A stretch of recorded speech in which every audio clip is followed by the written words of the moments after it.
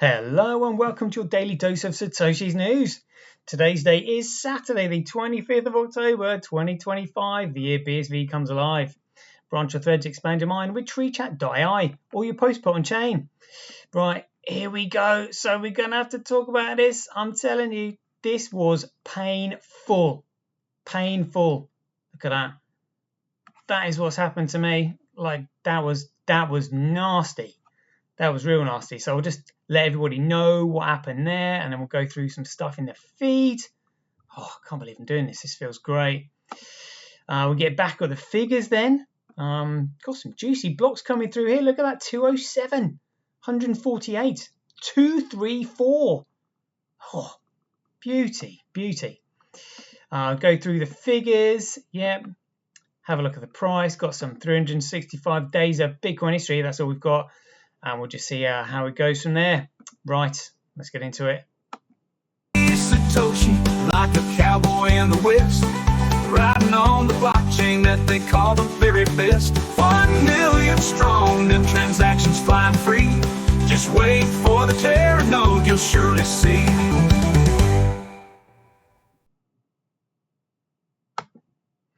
All right, here we go. Oh, can't believe I'm back in the saddle already. I literally had to make this show from scratch this morning, get all those intros and videos sorted out and just fight through the pain of everything, making sure my ligaments don't pop out like jeepers. So anyway, yeah, this is what happened. So crikey, this was on the 21st. This was 4 days ago. I said, hi guys, no daily dose for a few days. Please challenge yourself and try to put out your own show out. So I've got something to listen to myself. Send me the links in here, and we've had it. People have sent me the links through. It's been great. So this was me in hospital, post-op, with my leg still being supported. You can see they have the straps around the top because they identified that that's kind of like where the pain was coming from. I could still move my toe, but look at that clean break straight across there. That is nuts. I literally slipped and fell on the raised cobblestones outside the Tower of London, and it was the 90-degree cobblestone I landed on that just went straight through the leg. That's why it's a clean break like that. Like, absolute nightmare. But the show's got to go on. Nothing can stop me. Nothing can stop me. You know, or there's too much at stake to stop. But look at all these responses. It's been absolutely fantastic from everybody. Obviously I didn't have time to reply to everybody because I was in so much agony and so much pain I couldn't really concentrate on. But yeah, thanks everyone. There we go, like Rob Sirloin again, and Bridget. So I've just got to like all these. Thanks very much. It's been awesome. Tim John Swan put a video out. I think when I looked at that video, it was 3 days before, so it was a previously posted one, but great effort there. Thank you very much for sending that through. There was another one here. Let's see if we can find it. Look at all these well-wishing responses. Thank you very much. This was ace. The community rallying behind me. There we go. Look, Anil B. He said, "Hey Satoshi, just started a new show, Proof of Claim podcast with Todd. Get well soon." And this was the one. I watched this while I was in my bed, feeling sorry for myself. This was ace. I think I joined. There we go. These are the boys. So they even apologized for because they said it was their first podcast. But what a fantastic effort! What a fantastic effort that was. Like, that's what we like. You know, people getting back into the swing of it and all that kind of stuff. I love it. Love it. Yeah, that was great. And I watched it all. I watched it all. Imagine buying Bitcoin at 80 cents. 80 cents. So when it first happened. Brilliant. So thanks Anil and Todd there. That I really appreciate that. Anything to take my mind off what I was going through right now, and all these responses from everybody. It was hard, like trying to respond and focus on it, because I'm telling you, the pain was absolutely agonizing. And then even walking on it, you know, it's ligament damage as well as the bone, and the break is right at the top where the hip is. So the femur, they're saying, is like one of the strongest bones in the body, because it actually takes on the weight of your hamstring, your quad, your knee, your calf, your shin, your femur, your ankle, your foot. Like, there's a lot of stress on there. And, this bar and the muscles, I mean, who knows what was going on with it at the time, because all I knew was I couldn't move my foot. My foot kept flopping over to the right, and I kept telling people, can you just like hold my foot up straight? But it's really weird looking at your foot and you're just like, why are you not responding? Normally your brain just like sends a signal to your foot and you lift your foot up and you're off. But I'm like, oh crikey. When I was first sort of like picked up off the floor and then sat on the bench, like, I've never experienced pain. Well, I think there's just a limit as to how much pain you can take, because then you start seeing spots, and that's when you start sort of feeling sick and blacking out because the pain is like that. So yeah, kind of like took my pain threshold to the max, but didn't take any painkillers. Not post-op, not pre-op, not post-op. They were offering, or air and gas obviously, but I didn't take any injections or any opioids and all that. And then they knocked me out while the under anaesthetic while the operation was taking place, because I think pain is there for a reason. Tells your body so it enables you to recover quicker. Check this out. So on October 18th, CSW has said here, it's not over. It's not over. We've known this for a long time. And this was in response to 9killer saying, sir, BSV is hopeless, right? It's almost over. Feel so sad. 2017, I watched your video. Feel big blocks is the right way for Bitcoin after BCHSV. All my BTC swapped to BSV. It's the most wrong call in my life. I wish I didn't do it, but time can't backwards. Now you farm out. And CSW just put, it's not over. That's it. It's just not over. I'm telling you, he was everything, all the notices that he put out in the market in 2020 about the rolling iceberg orders, they were going to happen. They were there. I saw it. And that's when I was just like, this is a terrible idea. Like, please reconsider. So he was going to do it. He was absolutely 100% committed to that. And that was going to happen. So if you want to blame someone, blame me. That's what I would say to that. I am the reason for that. And I don't mind taking it, because I did what I thought was best for humanity. Because we need him around. He is the inventor and the creator of Bitcoin. This invention that could save the humanity species, that could take us away from the satanic cult that's overtaking the world through their fiat currency. And the human species can then survive and thrive using a true money again. But I also said here, this is why the world needs Bitcoin. And this was an article in the Metro newspaper. It said, worldwide wobble after giant web glitch. They said something went wrong. UK banks, firms and government sites among thousands hit as Amazon cloud server fails. Would you believe it? Look at that. Something went wrong. UK banks, firms and government sites among thousands hit as Amazon cloud server fails. Look, this is why we need a distributed internet. And literally, Bitcoin is the only thing that can provide it. And what makes it function is the coin itself. That's what gives it value, because it's not centrally controlled. It's literally, an economically competitive network. It is the most beautiful creation I've ever seen. And this man created it. So I just couldn't let him do it. There you go, look at this. An outage at Amazon Web Services on Monday took out thousands of websites and mobile phone apps across the globe. AWS, a cloud computing service that allows companies to rent out the retail giant's internet infrastructure, suffered a glitch during an update. Yeah, all right, whatever you want to call it. But this is why the world needs to run on Bitcoin. Everything needs to run on Bitcoin, because digital data is too precious to lose. And the network just simply has to be a globally distributed, economically competitive foundation. That is it. Oh, so this looks like one of the images that the users found with the Halifax Bank. Something went wrong. There we go, look. Lengthy and technical statement. Data centers store huge amounts of, data. Well, this is why everything needs to be stored on the Bitcoin network, so it can't be lost anymore, and no one has control of it. That's the whole point of Bitcoin. But obviously, the cabal don't want you to know that. They want you to carry on shitcoining, and there'll be movies made about this in the future. So while I was contemplating life, limited and confined to my hospital bed, I said I've come up with an expression that helps through life. Here it is, one of Satoshi's quotes. Shit happens, so just do some shit. Any shit will do. Just do it. And I was like, that's what I was in bed for. I was just like, right, I've just got to do some shit. I don't know what I'm going to do, but I've just got to do something. That's all I've got to do. I was like, yeah, checking my phone, going through my messages, obviously trying to reply while moving my leg at the same time, thinking, what on earth has gone on? But this one felt weird.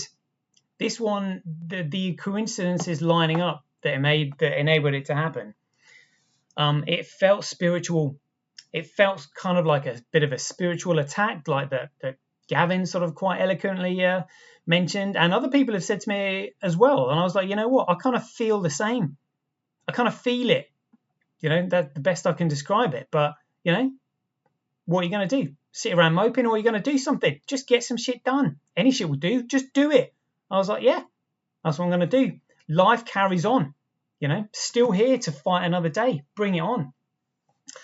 I said, another thought, those who control the historic narrative control the future narrative. Those who control the future narrative control your destiny. Know the truth, control your own destiny. Use BSV Bitcoin for everything. And this is all the knowledge, like looking back at history. Those who know the history that are being shouted down and ridiculed, they're the ones we need to start listening to. Like, let's have a look at the evidence, like what is going on. This is my response here to CSW saying, not by a long shot, Bitcoin's fight back hasn't even begun yet. Soon. And again, this is what Terranode is all about. Literally, the fight hasn't begun. So, hang in there. Look at this nut job. So I said, the woke are psychos and are funded and protected by the deep state. This is why the world needs Bitcoin. This absolute nut job. Trying to promote people stalking and killing cops. Absolutely outrageous. But, is he going to get done for, promoting violence on social media? No, because he's paid by the central bank to protect him, because they're the ones who are doing it all. This was another great video. Can't remember this guy. Max Egan, that's it. He said, don't be distracted. And I said, yeah, it's all well and good withdrawing your service, because he said that's what you can do, but we need an alternative to use.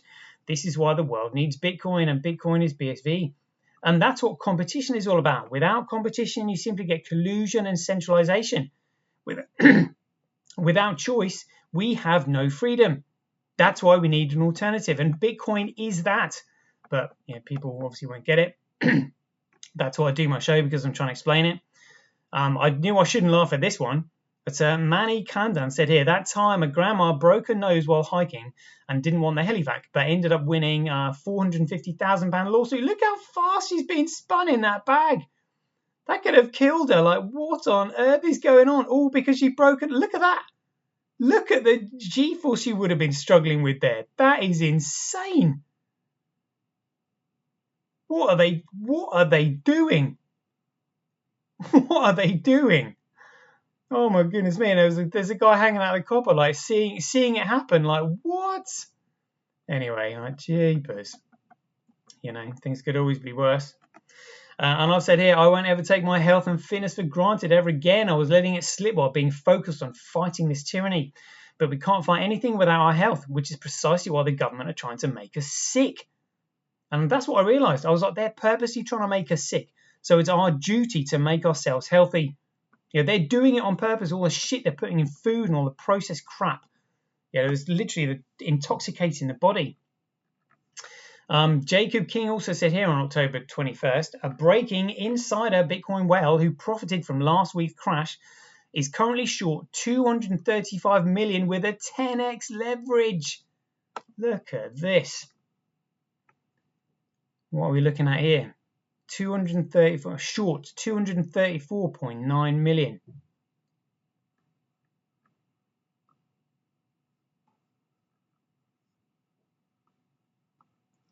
Position size, $234,862,807.93. Entry price was $111. Liquidity price $123. BTC at 10x. A 10x leverage. Oh my god. A 10x leverage. And what's that? Is that Is that 2,100? 2,100.27 BTC. Look at that. There's the number 2100. Is that right? 2100 BTC with a 10x leverage short. Jeepers. Keep an eye on that, peeps. Definitely keep an eye on that. Someone knows something. I'll just put up there, rolling. Anybody who listens to my show knows what that's all about. This guy here just had a short video all about Keir Starmer, saying, digital ID is going to be really useful. And then it's just like, oh yeah, by the way, it's going to be used to access your bank account. If you don't have it, you won't have access to your funds. Like, absolutely outrageous. Anyway, Orange Gateway said here, nothing can stop the will of a Viking. Oh, fantastic. Make sure you watch those tutorials. CSW has also said here, Anchor Chain is something I've been developing quietly. A small system built to fix one of AI's most fundamental flaws. It doesn't remember truthfully. Every large language model, every vector database, every retrievable system rewrites itself as it grows. Memory mutates, embedding drifts, histories are overwritten. You can't prove what an AI knew yesterday. You can't even verify whether a model's knowledge is authentic or post hoc reconstruction. That's not intelligence. That's epistemic entropy. Anchor Chain changes that. It changes AI memory states to an immutable ledger. Every embedding, every context vector, every update is hashed, structured into a Merkle tree and committed to the BSV blockchain. The result is a payment, chronologically verifiable proof of what the AI knew, when it knew it, and how that knowledge evolved. We're talking real numbers. The BSV network now sustains 4 million transactions per second. Each Anchor Chain commit can encapsulate 2 to the power of 32 entries in a 32-depth Merkle structure. That's 4.29 billion memory records per anchor, around 1.7 multiplied by 10 to the power of 16 verifiable states per second. That's not theoretical scale. It's the practical bandwidth of truth. Awesome. This system isn't federated or centralized. Each node, each agent, each model instance can anchor independently. It's a distributed architecture that preserves autonomy while providing global integrity. You don't need a central curator or aggregator. You need proof, and that proof now exists. In AI, reproducibility isn't a luxury. It's survival. Scientific inference, legal evidence, and machine accountability all dependent on verifiable state continuity. Anchor Chain makes that possible. Immutable memory, deterministic recall, forensic traceability. I've been testing it in multi-agent environments, embedding pipelines, long-chain-based frameworks, distributed large language model clusters. Every memory write becomes a proof. Every recall event can be audited. Every output can be traced to a verifiable internal state. AI that lies about its own history is finished.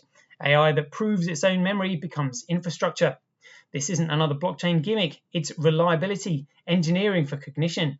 It's the missing layer of accountability that bridges computation and law, science and memory, action, proof.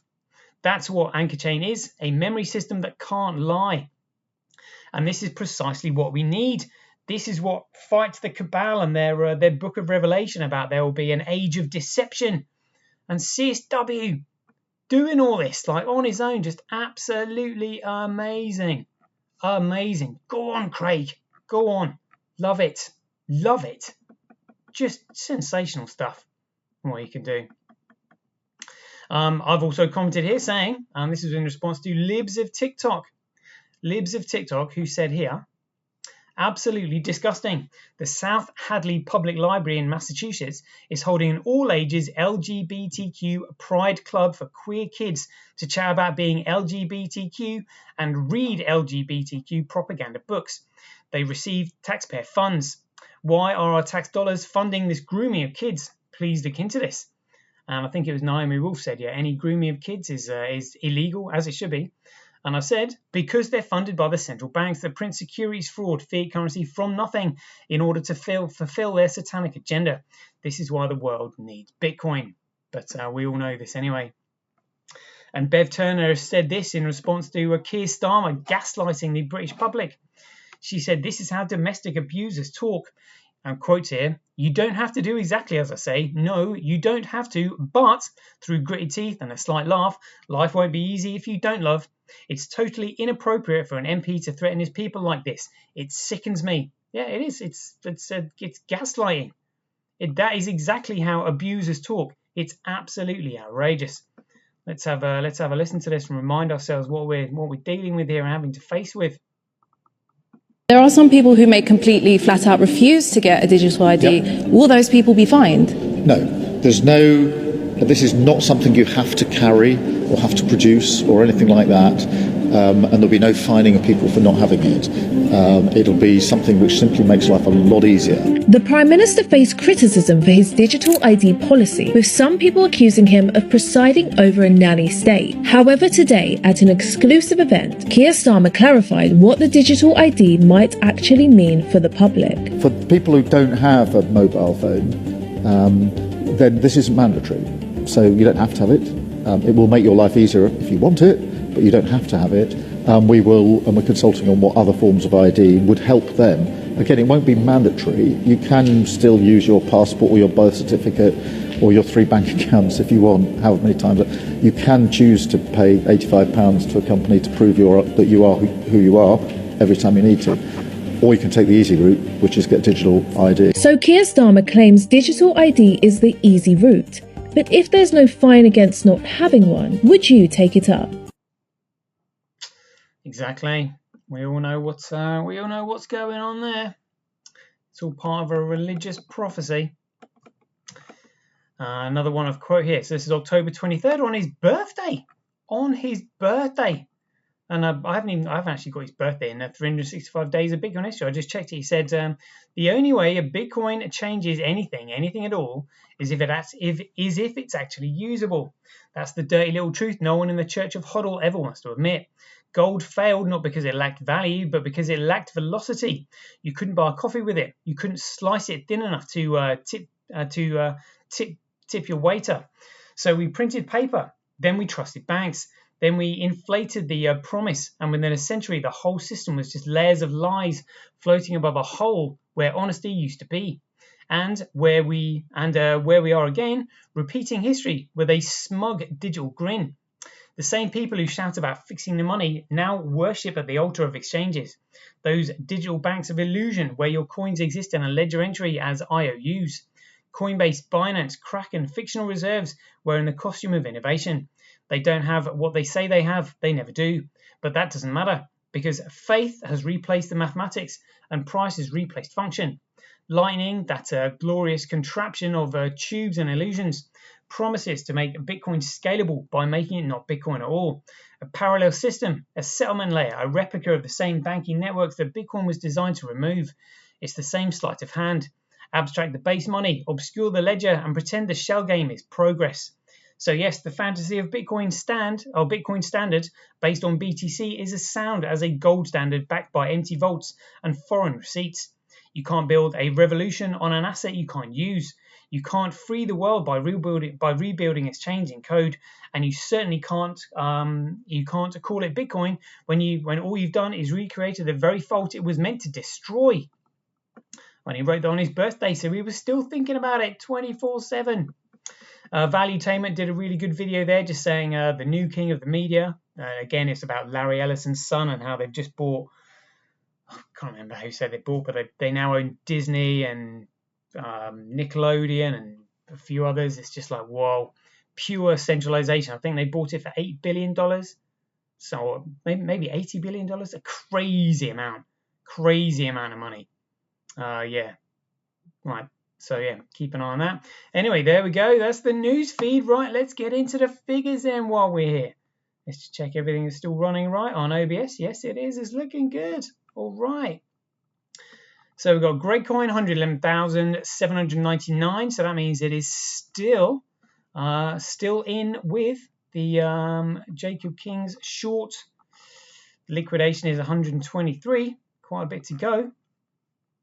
So the entry point was 111,190. All right, and we're now 111,799. Oof. B crashed 507. Fisher price cash, who cares? Bitcoin though just $22. Hash rate 0.01. Network nodes saying it's got none. Whatever. Oh, they're saying that Gradecoin has got 100% of the nodes. All right. Well, without any nodes, B crash and Fisher price cash wouldn't be able to function at all. But the transactions on Bitcoin, 49.5 ahead of Gradecoin. Block size 92.9. But look at these blocks coming through.